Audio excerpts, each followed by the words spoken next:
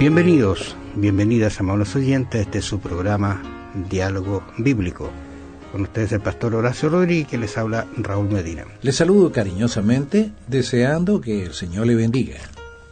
Estamos conversando en torno a la prioridad de la promesa, y céntrese en eso, como nosotros lo estamos haciendo. Ya miramos ayer un poquito la ley y la fe, cómo la ley está inserta en este concepto de fe y cómo se ve especialmente en el versículo 18 del capítulo 3. Y hoy día vamos a ver la fe y la ley. Se puede complicar un poquito, pero vamos con tranquilidad viendo estos pasajes realmente hermosos de Pablo acerca de la justificación por la fe, porque hacia allá está apuntando. Él enfatizó repetidas veces que ni la circuncisión ni ninguna otra obra de la ley son un requisito para la salvación. Porque dice ahí en Gálatas 2:16, por cuanto por las obras de la ley nadie será justificado. Esa es una realidad.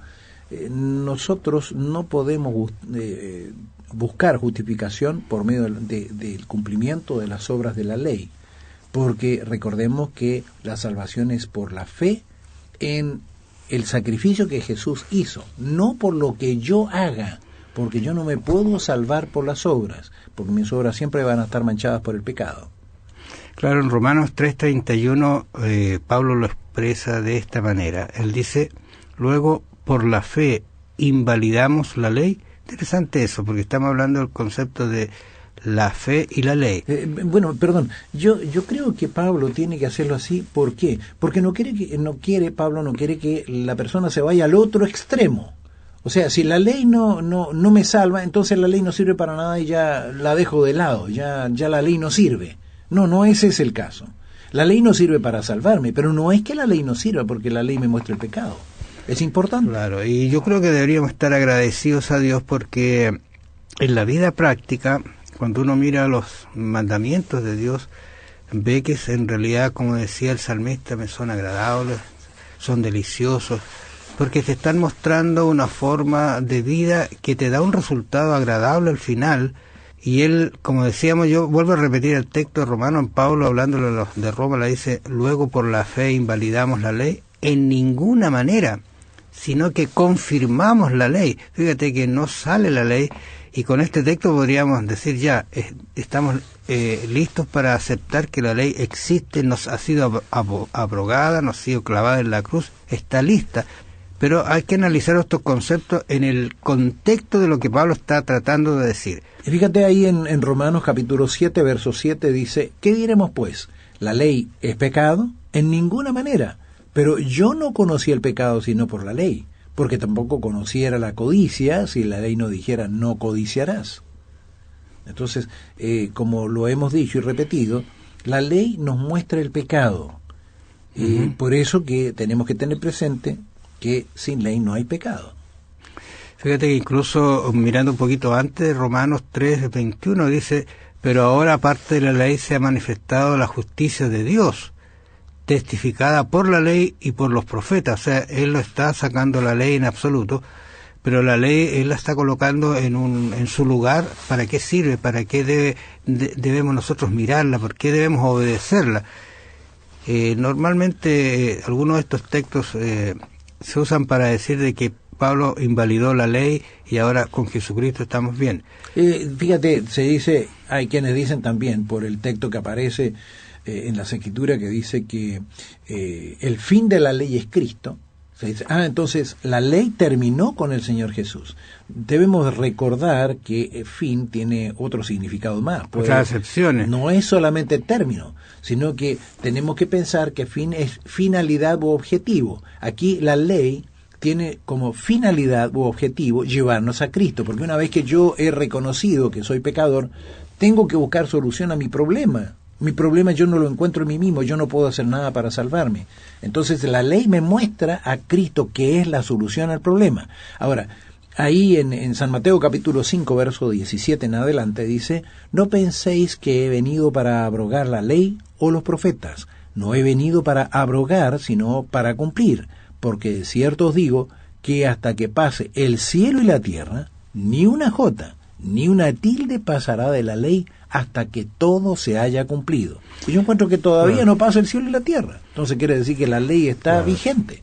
En relación a esto de la ley, la fe y la ley, porque hacia eso nos vamos a centrar. Fíjate, en el versículo 28 del mismo capítulo 3, Pablo dice: concluimos pues que el hombre, o sea, todos nosotros, es justificado por fe, sin las obras de la ley.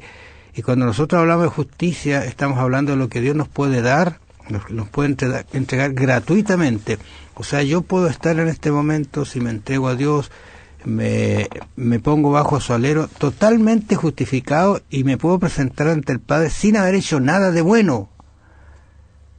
Pero, mire, dice que es justificado por fe, sin las obras de la ley. Pero si el Dios me da la oportunidad de vivir una vida, de pasarla, de andar por ella, ¿cómo debería andar yo? Entonces aparecen los conceptos de lineamiento, de conducta, de moral, que Dios nos coloca, y eso uno tiene que agradecerlo, porque nunca fue la ley puesta para agravarnos, para ponernos en tensión, sino porque la verdad que Él nos ama y nos da lo mejor. Porque lo que era imposible para la ley, fíjate que aquí aclara incluso un poquito más el concepto esto de la fe y la ley. Porque lo que era imposible para la ley, ¿qué es lo que era imposible para la ley? Salvarnos. La ley a ti te muestra el problema, pero también te demuestra que hay una solución que no es la ley. Incluso dice: por cuanto era débil por la carne, Dios, enviando a su Hijo en semejanza de carne de pecado, y a causa del pecado condenó al pecado en la carne. O sea, Dios pagó el precio en la carne como nosotros. Y entonces, ¿dónde está la función de la ley? La fe nos hace creer en un Dios maravilloso, en un Dios que está presente, que nos salva, pero después, como un resultado gratuito, uno dice, y yo me acuerdo mucho de Pablo que dice: y ahora, Señor, ¿qué quieres que haga? Allí estuvo él, el cambio grande que tuvo Pablo, en realidad maravilloso cambio, pero ¿qué quieres que haga? Y yo creo que cualquiera va a decir, bueno, Señor, ¿qué quieres que haga? Y el Señor te dice: mira, anda. Y fíjate que incluso Pablo le dijo: entra a la ciudad a mano derecha, allí se te va a decir lo que tienes que hacer. Y ni él le dijo siquiera. Uh-huh. Bueno, a nosotros nos dice lo mismo el Señor hoy día. ¿Qué quieres que haga, Señor?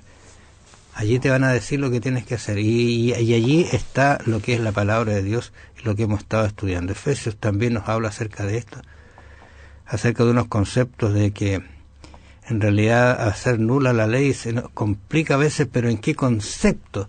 Porque la ley no es la que nos salva, sino es Cristo solamente, pero como gracia, como acercamiento a Él, le decimos: y ahora, Señor, ¿qué quieres que haga? Gracias, hermanos oyentes, por su atención. Nos vamos a encontrar mañana. Bendiciones. Piense detenidamente en todo lo que implica si Pablo efectivamente hubiera dado a entender que la fe anula la necesidad de guardar la ley.